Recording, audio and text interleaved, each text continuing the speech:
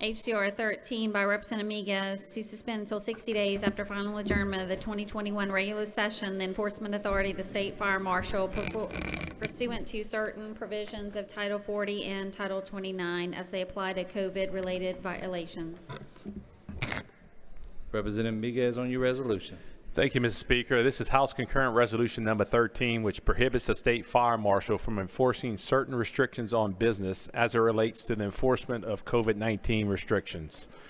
Citizens should not be liable for violations of orders because enforcement was arbitrary and not uniform.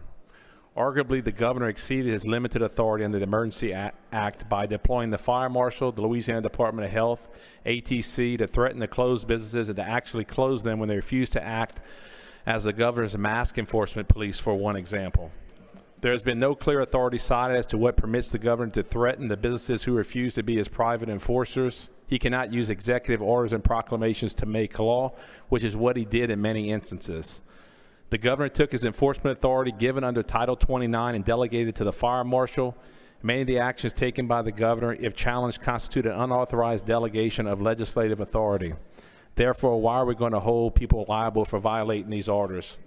The suspension resolution would take effect to the 60th day after a final adjournment of the 2021 regular session of the Louisiana Legislature. With that, I'd be happy to answer any questions the members may have.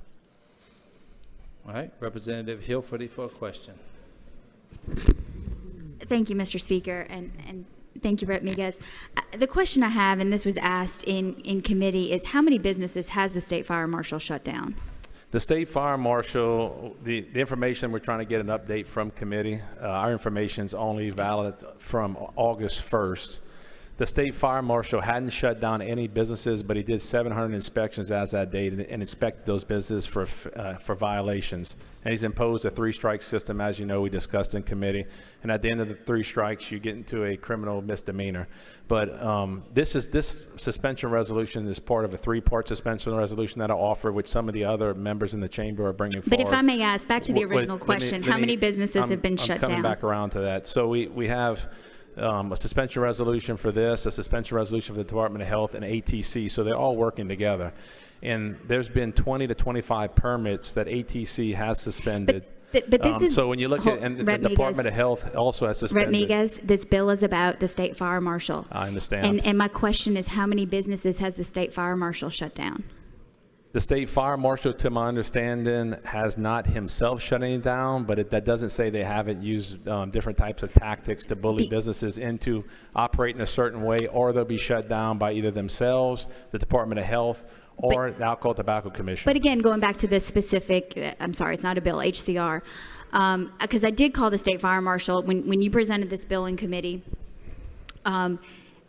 And I voted in support out of committee because I really didn't feel like I had the full, we weren't able to speak to the State Fire Marshal at the time. I did call him up after that to ask him how many businesses he had shut down to understand. What answer did he give you? And his comment to me was he had not shut down any businesses. That's a very pertinent piece of information. And my interactions with his office all throughout this time have been positive interactions where he's been trying to assist. I agree. And I feel like this HCR is casting them in a light that they're, you know, a nefarious actor. And Representative Hilferty brings up a great point. I want to make it clear to the members that the Fire Marshal himself, Butch Browning's been great. You've worked with him as well as I have. He's been trying to work in good faith and to help business owners where he can. In this situation, he's been put in a rough situation because the governor has delegated his emergency powers to the Fire Marshal. For example, the governor said, in accordance with recommended guidelines, we're going to close all bars, for example. But a bar is not defined in the code of what a bar is. So 2 weeks later, he came back and says, oh, I didn't shut down all bars. You have to get with the Fire Marshal to determine if you're shut down or not. But again, so he delegated that authority to the Fire Marshal. So what I'm saying is that the governor does not have the power to delegate his emergency powers that we gave him to the Fire Marshal. So by suspending those enforcement abilities, we're going to stop the Fire Marshal from doing that. So the Fire Marshal is making a determination whether you can dance in a bar. He's making a determination what the capacities are. But Representative Miguez, he has not been shutting down those businesses, and that's just what I want to get back to. You have to look at the totality of the circumstances and the instruments that we have. you have the Department of Health, you have the Alcohol Tobacco Commission. As a whole, all three of them working together to shut down these businesses. So as Representative Hilferty pointed out, she's correct that no, he hasn't shut down any yet, but he's also indirectly threatened permits and other things in conjunction with these other two state agencies. Hope that answers your question, Representative Hilferty. Representative Newell for a question. Thank you, Mr. Speaker. Representative Miguez, as I asked in committee, I'm going to ask it again. Considering that this bill is tailored to just the COVID emergency and that this state isn't moving into phase 3, why is it necessary to have this bill, this resolution, when businesses, the restrictions on businesses have been lifted? They have They're not been allowing restricted. more people are being allowed to be in the area. We're not facing the same restrictions we were before. Yes, but you still have business restrictions. You understand that the fire marshal is still going through and limiting activities. I gave you an example. The fire marshal is limiting the fact that you can't dance in a bar. The fire marshal is determining whether a bar can be open if you have tables or not. Now, some of that has been lightened up. You're correct in the fact that if you have a certain positivity test ratio in your parish, but for those that haven't reached that mark, the fire marshal is still restricting those activities. Just in my little area in a very rural parish of Vermilion and Erath. Did you answer my question? Yeah, I'm answering your sorry, question now. I have a guy that puts on festivals and fairs for the little town of Erath. The 4th of July. It's been going on for 100 years. He can't support himself because he does the family ride. Miguez, And the governor said, well, just put in and submit a plan to whether you can operate. And you're not answering the question. I'm answering the question. Time out. Hold up. I don't hear it. Both of you, hold up. Let one finish and then the other one start. Don't try to talk over each other. Okay, I'm So sorry, what I Mr. was saying Speaker, is he that hadn't answered so my in question, so my I'm area, gonna the just small withdraw. business that he can't even back to operate family my rides question. because the fire marshal won't approve them. So that's an example of businesses not being allowed to operate. They're still operating under restrictions. They're still operating with face mask mandates, a number of other things. It's time to release the entrepreneurial spirit of Louisiana and reopen our economy as quickly and safely as possible. This is one of the mechanisms that allows that to happen in conjunction with a suspension resolution that the Speaker has as well that's already passed through this chamber and is in the Senate waiting for a vote. Okay, again, my question is, why is this resolution necessary if the restrictions have been lifted and we're going into phase 3? We're in phase 3 for the next 30 days as of last week. They haven't been restricted. We still have limited capacities. We still have face mask mandates. We still have certain activities that cannot be conducted in a business. If you went interview every different business across this state and ask them how's it affecting you, they'd tell you, yeah, they have a limitation on their operations. They're not back to normal, and this helps bring Louisiana's economy back to normal. So I disagree that they're not fully open. That's why we're in phase 3. We're trying to get past phase 3, and we're trying to open our state up, and this is an instrument that'll help do that. From my understanding of this instrument, I respectfully disagree that this will help with that. Thank you for. Thank you so much for your Did you questions. know I'm going to thank you? I appreciate it. All right, Representative Phelps for a question. Thank you, Mr. Speaker. I've been asked this question quite often, and since this has to do with the restrictions of the governor's orders, when cases continue to rise and there are more deaths that fall on our state because we have acted a little hurriedly, who would those deaths fall on? The legislature or the governor? Who would be ultimately responsible?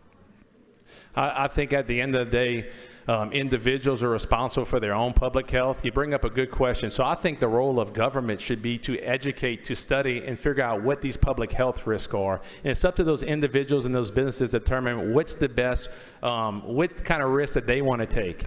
And it's not up to government to mandate exactly what small business or individuals should be acting across this state. So I think the governor, the government, all of our federal agencies should educate citizens on what those health risks are. But at the end of the day, it's up to that citizen to determine what his own health risks he wants to take. And if they want to stay home, I'm happy with that. If they want to wear a face mask, I encourage it, but if they want to open their business up and follow common sense guidelines and they want to make a living, I don't think government should stand in the way between them and making a livelihood, supporting their families, getting their children's education back to normal, getting high school football on Fridays back to normal, letting us tailgate again for LSU football.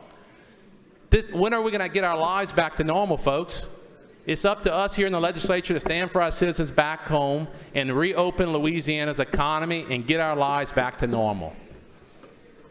Okay, and the second part to that is when that happens, and still the cases are, and we were in a predicament where we were before with hospitalization, what's your stance on that? Well, I can of the tell you the protection stance of from the my citizens constituents. of Louisiana. So like my constituents, they're people from Louisiana. They've taken their shirts off their back. They want to help. They understand the health risks. They shut down their businesses for over 2 weeks at a stay-at-home order. They did their part. They operated under phase 1. They did their part. They've sacrificed to keep their businesses, their employees, themselves safe. This has been going on for 7 months, guys. 7 months. And the governor, one person has been making this determination. He hasn't been necessarily following the law. He hasn't included the legislature. That's why we're here. That's why we called ourselves into a special session. Now is the time to take action. Now is the time for each one of you to get your seat at the table and to start being a part of recovering Louisiana's economy. This is just one of the many instruments. I commend the Speaker for bringing his suspension resolution. I commend Representative DeVille for bringing and also Representative Ivey for bringing bills that, suspension resolutions that do very similar to this, and some of the other members in this chamber. That's why we're here today, Representative Phelps. It's to open Louisiana's economy. And I was asked the question too, again, it's not necessarily one person making these decisions. I think the governor's acting in his authority, but my constituents were wondering, if this is the way that most of you feel, why don't you just run for governor? I'll consider it in 4 years, but I just got elected. Thank you. All right, Representative Landry. 3 years, yeah. Just a couple questions. When you were reading the opening statement, I'm not sure if I heard you right. Did you say mask enforcement police? I think through the governor and through some of his agencies have put an undue burden on different businesses to act as private enforcers that was one of the examples I gave as mask enforcers. That was one example. Is that not a real thing, just a term of speech, so to speak? I don't understand your question. What do you mean? Are there mask enforcement police? No, there's not specific mask enforcement police. I think what I meant in layman's terms is that government is requiring or expecting private businesses to be the enforcers. I think it's that's about as clear as I can make it. Hope that answers your question. It did. And just to be clear on that other exchange, no businesses have been closed by the fire marshal, or we don't know if any businesses have been closed by the fire marshal? I would tend to agree. I don't have the updated information. I hope the fire marshal can provide that. But I would tend to agree with Representative Hilferty that in particular when you're talking about the fire marshal, I would say that no businesses have been closed officially from him, but there have some from ATC, and there has been, as you know, the Firehouse Barbecue in Representative Hodges' district for a Department of Health.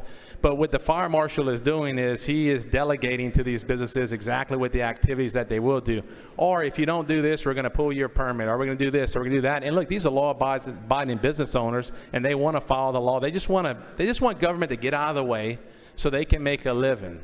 And they're under a 3-strike system where if they don't follow the rules and after the 3rd strike, they're going to have a misdemeanor and it's going to be criminal. And that threat for most business owners is enough to keep them hampered and from being able to do the things that they want to do just to make a livelihood and raise their families. Thank you for that very long no. I was trying to be very thorough. Thanks so much for your questions. All right, there are no more questions up. Representative Horton for a question. Thank you, Mr. Speaker. Thank you, Representative Miguez, for bringing this bill. Do you think that fear has taken control of our business owners? They're fearful of continuing to operate under this press of mandates because the fear of being shut down? I would think the fact that they've had an inspection conducted, they failed an inspection, they've got their first strike of what's been described as a 3-strike system. Yeah, it does it strikes fear in a law-abiding citizen. They're a business owner, small business owner that's lives. I mean, it's enough just to run a small business. It's enough just to make payroll, to make taxes. The last thing these businesses need is the fire marshal coming in and saying, well, you can do this, you can't do that, based on a very vague proclamation, emergency order, and the fire marshal has been delegated to determine exactly what that is, and I don't think the legislature ever gave the fire marshal those emergency powers. And I know that's not the wishes of the fire marshal. I know they don't really want to close anyone down, like you said, they haven't. But the fear overtakes my citizens in my district. They constantly call and say, what if they come? What if they, someone didn't wear a mask properly or wearing the mask? And it's just fear mongering. So if this will help them. I guess you'd have to relieve ask the that question fear. to yourself, talking with your small business owners, has it affected the way they operate? Or they definitely. operate normal? It definitely has affected the way I operate. So thank you for bringing us aboard. Thank you so much for your questions, Representative. Representative Cox. I got to ask a question. Is this just for the COVID virus, or is this just for anything the fire marshal do now? First of all, you don't have your cool glasses on today. In committee, Yeah, well, I got them. Really Let me cool. put them on for you? Yeah, put them on and make it Yeah, easier I on sure me. will, baby. Anything for you. All right, I'm going to answer There your we question go. Let's now. roll with it now. Give me a good answer. Representative Cox, you brought up a great question. And A short answer, please. And maybe I should have made that clear. This only deals with COVID-19 enforcement. Okay, and that's the answer. Thank you, sir. And I like those glasses. That was a very good short answer from you. Thank you. You're military, you're to the point. Yeah, you know how it is, man. I'll be on it. Thank you for your service. All right, Representative White for a question.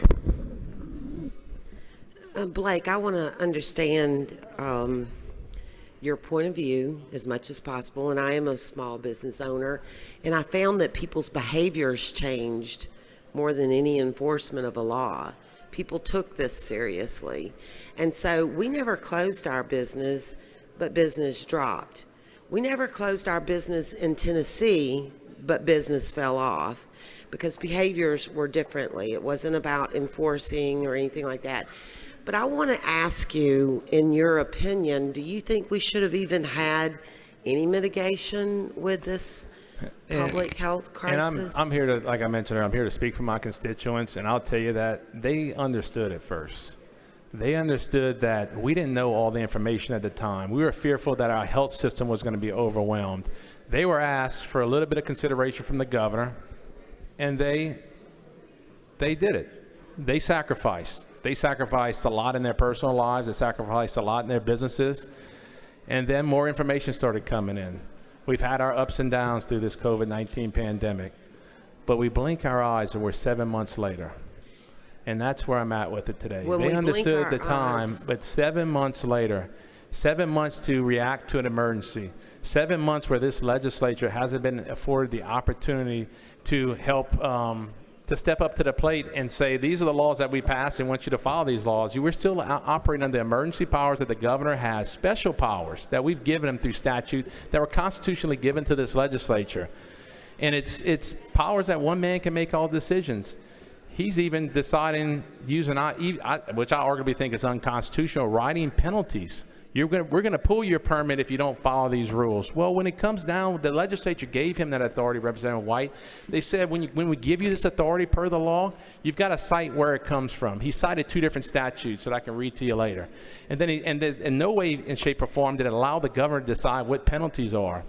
If all that stuff made sense, if we can agree that we need to have mask mandates, if we can agree that 75% of capacity is the magic number, if we can agree that we have to shut down the family rides in the town of Erath for the festivals because that's going to save lives, then I encourage the members in this legislature to bring bills to do just that, to pass those laws with legislative authority. And if a majority of the people in this chamber and that chamber across the hall decide that's the law of the land, then we'll live by it. But our constituents send us here to represent their voice, to be their voice in Baton Rouge. Well, they did trust the governor, but they want their legislature to stand and to make laws and to be their voice. And that's what I'm here doing today, Representative White. I hope you can understand my perspective. I do. We all are here for that purpose. But we also are here to educate ourselves. And while we've been here, we learned so much more that I think it's our responsibility to go back and educate our people as to why things are being done the way they are. And so for Louisiana to go at the highest of cases down to where we are right now, would you agree that the mitigation has worked? I would say that at some point in time, reacting very quickly was helpful, to help flatten the curve. But Representative, we flattened the curve. We flattened the curve months back. It's 7 months later. I worry about our kids. Not only our kids' current education experience now, their extracurricular activities, how does that affect them mentally and physically? Then I worry about the future of our state. The reason why I ran for office, Representative, was to make sure my children and my grandchildren want to live here in Louisiana, would enjoy LSU football, and now I fear that they're going to be a Texas or a Texas A&M fan. And I worry about the future of our economy here in Louisiana. We were already ranked 50th before, and now we're putting ourselves into a situation where we're causing unnecessary damage to people's livelihoods. And I worry about our children. And that's why I think it's time to reopen our economy as quickly and safely as possible. I know that our speaker has been trying to have a conversation with the governor. Our president of the Senate across the aisle has been trying to have a conversation. The conversations haven't progressed far enough. And my citizens want to go back to their lives being normal. And this is the only way that me as a single legislator can be their voice here at the Capitol. I'm involved in one instrument out of many that's going to help open this state back up. And I'm proud to be a part of that. I'm proud to speak for my constituents here today. And when you first asked that question, you wanted to understand my perspective. I'm telling you what my perspective is. I see my children and my grandchildren. I see the future of this state being a great place. We can be very prosperous here again in Louisiana, but we got to release the entrepreneurial spirit that makes Louisiana great. I have no argument with that whatsoever, but we are living through a pandemic of a novel virus of which you nor I nor anybody else has a extreme amount of knowledge on. Nobody does, but we're following the White House guidelines, are we not? The White House did give guidelines, but they're not specific directives. It's up to the states to manage what those are. And our president and vice president and Dr. Burks have all said that what we're doing is working and we should continue doing what we do. So do you disagree with our president, vice president? I don't necessarily disagree with the president. I think you might be embellishing on his exact support of what we're doing. I would say that it's up to Louisiana to manage. I think they provided guidelines. I think the president, I can't speak for him here today, but I think he wants the economy to get back open as quickly and safely as possible. There's no one that doesn't. But I also think the president didn't say we're going to run this from the federal side and we're going to tell you what to do. They gave guidelines and they said do what's best in your local jurisdictions, being the state level, because we have those powers to determine it. And what the governor's interpretation of that is a little bit more stringent at this point in time, 7 months later, than would it be for me. And that's the philosophical difference that I think the legislature has with the governor right now. That's why we're bringing these instruments. Representative White, if this wasn't an issue and everybody agreed with what the governor was doing, we wouldn't have called ourselves into a special session. Well, I don't agree with us calling ourselves into a special session, first of all. And I respect your thoughts on that, but a majority of both the House and the Senate called themselves into a special session where the number one item was to address the emergency powers that the governor has, amongst some other issues that are very important. And that leads me to another question. So if you get your petitions signed. I don't have a petition, Representative White. But you obviously have advocated for the petitions to take the authority away from the governor during this time. Is that correct? Yes, I've supported. What are you going to do when you catch that car? And who's going to own it when the numbers go back up? And you're assuming the number's going to go back up? I'm not assuming. I'm just looking at what other states are doing, and they're turning red all around us while we're turning orange. So our numbers are going down with the mitigation efforts, and I see states all around me going up. So I look at Florida. I don't know what else to expect for it to go up. I disagree with some of the things that you're experiencing. I look at Florida, and Ron DeSantis, the governor there, opened everything. I've lifted all the restrictions. Tennessee was another state. They actually left the health emergency in place, and their governor decided to lift all the restrictions. I see in Mississippi, they've lifted the mandates. You're seeing areas open up. The earliest is probably Florida, which is probably around 14 to 16 days ago. I think September 25th was the date. And you haven't seen a change in their numbers at all. So it makes you question at this point in the pandemic, what we doing actually working at this point in time, 7 months down the road? Yeah, I can probably say they did early on to flatten the curve. But now that our healthcare system's not overwhelmed, but we know for sure if we stay in the state that we are, we're going to leave decimation to our economy. Our unemployment rate's going to skyrocket or hold high. It's already skyrocketed. It'll be higher than ever for longer. Our unemployment trust fund's depleting. We're relying on the federal government to send some money down just so we can make it through our next budget next go round. We're praying to God that happens. That's not Louisiana. That's not American. We're going to have to learn how to live with this virus until there's a vaccination. We're going to have to learn how to mitigate it. But closing our economy, in my opinion, is not the solution. And I still don't see how we've closed our economy. My business never shut down, but behaviors changed. The way people responded to it changed. And actually, I can tell you from speaking to my parish government, our sales tax is up. People are buying, they're shopping, and they're getting their basic needs. So we've actually had an increase in some of those things. Representative, I don't know exactly what business you're in, but I consider yourself fortunate that you didn't have a bar over the last 7 months, and that was your sole income, a bar. If you didn't own a bar over the last 7 months. Yeah, no, bar. I don't own a bar. Just think about those bar owners. They've been shut down for 7 months. I talked to one bar owner in my district. He said, Blake, the utilities didn't stop, the bills didn't stop rolling in, the rent didn't stop rolling in. It cost me around $6,100 per month. That might not be a lot of money to the big suits rolling around this place and the expensive lobbyists and the special interests, but I can tell you it's a lot to that bar owner in my district. He's been having to pay that for every month. And laying employees off. Some of these businesses, look at our restaurant industry, look at our tourism industry, talk to the restaurant association. They're talking about half of these restaurants have closed, a quarter of those will never return, most of the ones in New Orleans will never return. Do we keep wanting to put in unnecessary devastation to our economy? I just ask you to consider the negative effects to our future generations by leaving our economy shut down. The negative effects in this chamber and the issues that we're going to be debating more fiercely when there's no more money next go around to provide critical government services. I watch you come to this well and fight for the hospital in your district, and you've done a great job at that. I don't want you to have to come next year and have that same fight here. We got to get our private sector back working. We got to get our people back to work, supporting their families, paying taxes, so we can all live happily together, our private sector and our public sector. So everything is basically open 75%. We wish we could fill our business up 100% every day, but that doesn't occur. The only thing you're talking about now is bar rooms.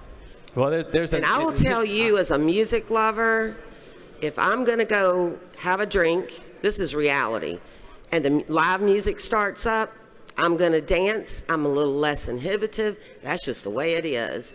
And that is in that environment, which we experienced a lot of outbreak from Fred's while we were in the last session. And so you can understand why there has to be a little bit more restrictive, but they're even going into the areas where they can have sit down once they reach a lower point in their parish. I mean, it's just easing back in and not rushing back in. You know, and you know, the guys that own the bars in my place have drive-through windows. They're having record sales of alcohol, record sales of cigarettes. You make a good point. You actually brought. So they've been innovative in how they do business and dealing in a pandemic and not being liable for a lot of people coming together, having a good time, and then leaving with no telling what. But wouldn't you agree that how this pandemic has been managed, we've picked winners and losers. Things that were not acceptable in a small business were acceptable in a large casino. Things that were also not acceptable in an outdoor stadium. I'll give you an example. The same bar owner that told me he had to pay the $6,100 per month and is struggling to keep his bar open. With the little money he had left over, he'd take his wife out to eat on the weekend. You know what they went and do? They went to someone that had an AG permit versus an AR permit, which is a restaurant, and they went drink margaritas and dance at the restaurant. How is that doing us any good when we're picking winners and losers? That's exactly why I mentioned how the enforcement hasn't been uniform, how things have been very vague. The emergency powers have been delegated to individuals that we never imagined we delegate these emergency powers to, and they're writing the rules as they go. We've got testimony on the bar owner lawsuit where Dr. Bio says one day's bars are all the way closed, the next day he says they're not all the way closed, and then the governor says we're shutting down all bars, and 2 weeks later he says no, y'all could have been open. So when you have this much uncertainty in business, how can a small business owner be successful? And how are they going to be successful when you have 144 weigh in on that instead of a governor that looks to his departments, that knows the numbers, they're not political. They actually know what's happening, and they have these meetings and they're reporting out on what's going on. And how hard is that to in our report that areas. information to the legislature? I'll survey this legislature. I can tell you that a majority of this legislature would say that they haven't been satisfied with the amount of information that they have been getting over the last 7 months. One last question. And if he One has last all the question. information, he has the information and data to back it up, why isn't he giving this information to our leadership, and why is he giving this information to our legislature? If he would have gave the information, we might not have called ourselves into a special session. I don't know the answer to that, but it's not as easy as you say, Representative, and that's some of the things I think that why we're here. Well, I would ask you one more question. Does the President of the United States have the authority to administer executive orders? Are you in support of those? He does have the power He to does. issue emergency orders. He does, and we don't want to take that away and give it just to like- all those congressmen up there and senators But for we're our talking about answers, do we? emergency powers. Those are extraordinary powers. Yes, every executive branch has the ability to issue executive orders, but we're talking about that's emergency no powers. different in the We're talking state. about the authority to suspend laws that have been written by the legislature. In this scenario, arguably unconstitutional because he's also writing criminal penalties. Representative White, if you agree that the governor is doing a great job and some of the things that he put in here are correct, the bill filing deadline is not passed. I would offer to you to bring a bill that requires a mask mandate, that requires a 75% capacity on businesses. Everything that the governor is telling you, I'd offer you to bring that into legislation and let's debate that in front of this chamber. And if this chamber decides by majority vote that's the law of the land, then it's the law of the land. But I have a feeling the results will go otherwise. Say that this will be a snafu if it's left up to 144 legislators to decide things in a pandemic of which is novel to us all. And I do hate it for the businesses of what they've gone through. We are business. We know what. And I will also say that as a conservative person, physically conservative person, we've saved for a rainy day. Thank God. We've saved for a rainy day. So I just want that on the record that, yes, it impacts us, but we're not any lines waiting on any kind of help. And we have not demanded help from our government. All the dollars that we always say we don't need, we're begging for them now. There's a reason why you have those safety nets, and it is against everything I've ever heard you say in this chamber. Representative White, if you look at some of the studies that have been out there, they'll show that most small businesses can only survive with about 2 to 3 weeks without an income. And yeah, it's a good thing that the federal government weighed in and put in programs like the PPP program and others to help, but it's been 7 months and there's still no second stimulus, and the only answer is to get our people back to work and to get our businesses back open 100%. All right, Thank you so much for your questions. To the floor on the bill, Representative Ivy.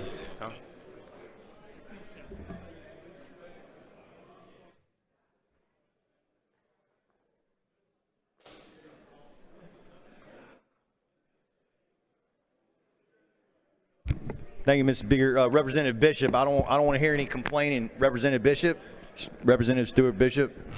Anyway, Representative Bishop, I don't want to hear any complaining about me being long-winded. Okay, going forward. All right. So I'll be brief, members. I just want to point out a few things. I don't know what everybody may or may not be aware of. Buildings, facilities are. When the state fire marshal gives it an occupancy rating, it's based on the design and use of the facilities, period. It has absolutely nothing to do with the COVID virus or mitigation efforts. You can have a 20,000 square foot bar and be limited, again, depending on which phase and everything, to 50 people outside, and you may have a 2-acre parking lot. So there's no correlation directly with occupancy and safe distancing and all those kinds of mitigation measures. But it's a very large stick to any commercial business, because if there's one state agency they definitely don't want to get sideways with, and that's the state fire marshal. And so this is why I believe it's necessary for us to suspend the enforcement authority, because there's no direct correlation to occupancy requirements and mitigation efforts. They're apples and oranges. So I do support this suspension resolution. Thank you. Representative Hilferty, to the floor on the bill.